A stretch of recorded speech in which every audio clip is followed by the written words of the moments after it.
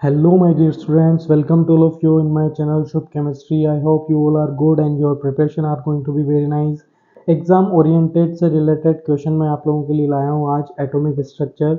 हमें इस क्वेश्चन में लाइमन सीरीज और बामर सीरीज दो सीरीज की बात की है और इनके लिए जो है लेमडा इक्वल है, यानी कि मैं लिख सकता हूँ lambda of Lyman series is equal to, लेकिन ध्यान रखना किस एटम के लिए है, यह H2+ के लिए यानी हाइड्रोजन एटम के लिए।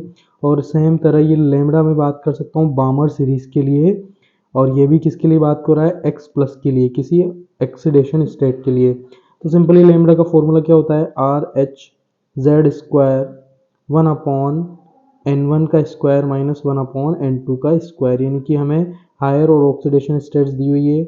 इसी तरह लेमडा बामर सीरीज के लिए की वैल्यू क्या हो जाएगी, RH(X²) 1/2 का स्क्वायर माइनस 1/4 का स्क्वायर।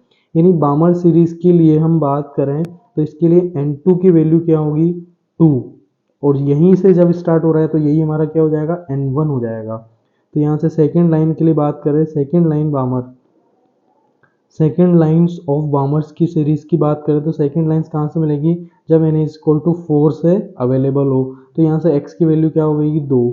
सिमिलरली अगर मुझे आयनाइजेशन एनर्जी कैलकुलेट करना है तो ionization energy what I can write here, ionization energy of 2 is equal to minus 13.6 Z² n²।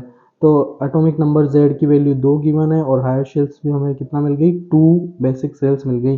यानी कि मैं यहाँ पे लिख सकता हूँ 13.6 इंटू 2² डिवाइड बाई 2² और ये आपस में कट के कितना ही आएगा, -13.6 electronic volt. I hope it is clear to all of you guys. Don't forget to share subscribe the channel.